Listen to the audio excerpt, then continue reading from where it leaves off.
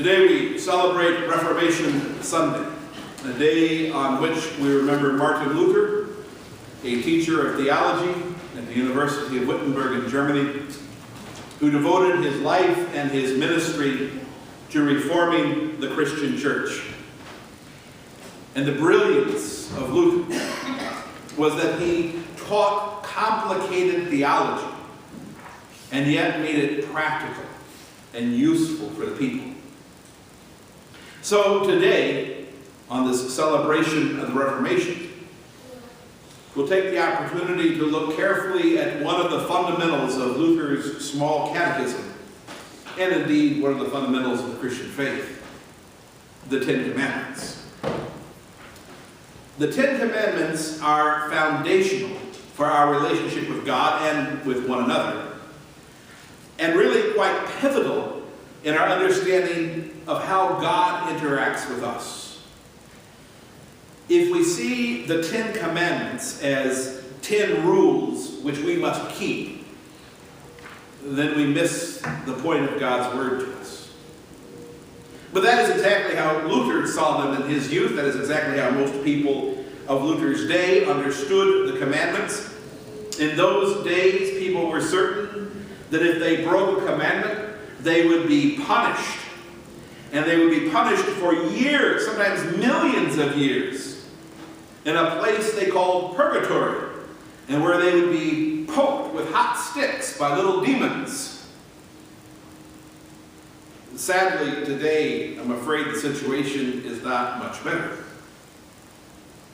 Now we live on the other side of the same coin. People no longer fear demonic punishment. But on the other hand, they often live as though the Ten Commandments do not matter. Or some might fear retribution, but they see the Ten Commandments as so lofty and so unattainable that they're essentially irrelevant for their lives. Luther teaches us that the Ten Commandments are a work of art. Understood through the light of Christ, they provide us with much-needed blessings and a much-needed roadmap for this life.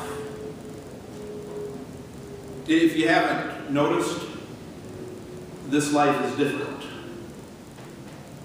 There's much sadness. There's much hardship. And the Ten Commandments are God's gift to us in this difficult life. They are a key to joy in this life. Each commandment contains within it both law and gospel. Both God's command and God's promise of salvation are both there. Though this world is a challenging place, God promises us through his Ten Commandments that he will walk with us through this life, even to the end of the age. But understand that our salvation does not now, nor has it ever hinged on keeping the Ten Commandments. If we are miserable failures at keeping the Ten Commandments, what happens to us with regard to our salvation? Nothing. We are saved. Saved. It's past tense. It cannot be taken back. We are free from life under the law. People in Luther's time lived in fear because they did not understand that they had been saved by grace. People today live in apathy and fear because they do not understand that they have been saved by grace. Here is the heart and soul of the Reformation. Assuming the truth that Jesus has died for your sin and your place in paradise is secure because of his work, what kind of life would you like to have until you receive your eternal inheritance in heaven? Would you like to have a joyful life, a content life on earth until you receive your inheritance? If so, God has given you the Ten Commandments. And to the extent that we keep his commandments, our lives will be full and joyful and content. Our faith will be strong, and we will be impervious to Satan's slings and arrows. To the extent that we fail to keep the Ten Commandments, we'll have a troubled life and weakened faith. Each of the commandments warns us against behavior that will weaken our relationship with God and with one another, and encourages us instead to use the gifts of God. Look at the very first one. You shall have no other gods. Okay, on the surface it seems pretty evident, right? Don't have any other gods. Don't allow anything or anyone in this world to be above God for you. But having said that, we have not explored the richness and the depth of this commandment. Because the really amazing thing about this word from God is that we puny little humans are invited to fear, love, and trust in God, the creator of the universe. This commandment invites us to have a relationship with the Almighty God. Let's look at another one. Do not murder. On the surface, it's pretty obvious, right? Don't go around killing each other. Not a good idea. But the gift contained within the commandment is amazing. Everyone look to the interests of each other.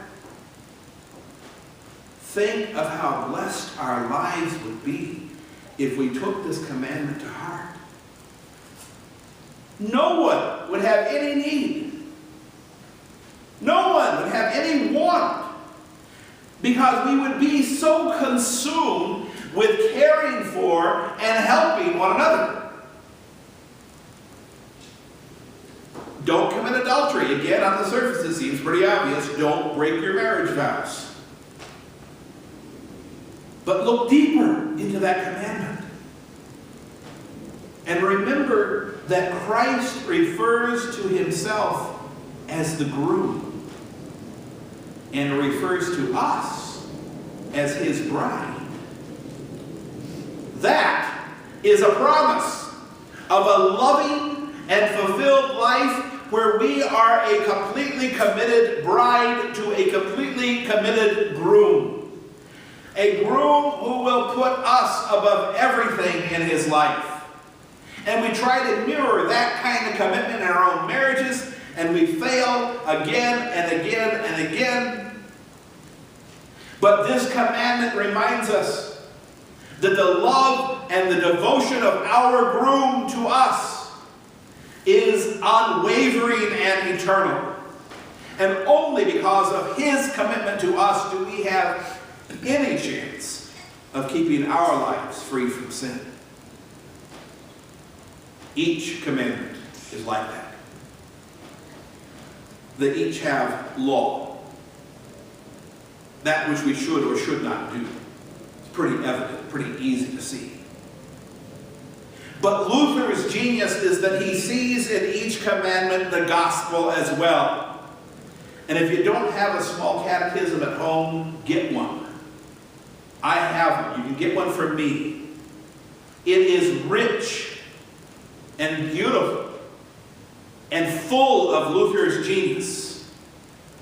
You will see in that small catechism written by Luther in 1529 that the law has paid for our sins. The law has been fulfilled. Not by us, but by Jesus' death on the cross. And now, because of Jesus' death on the cross in our place, the law is our gift to bring us joy and fulfillment in this life. Don't fear the Ten Commandments. Embrace them. Hold them sacred like a precious jewel and use them to enrich your life.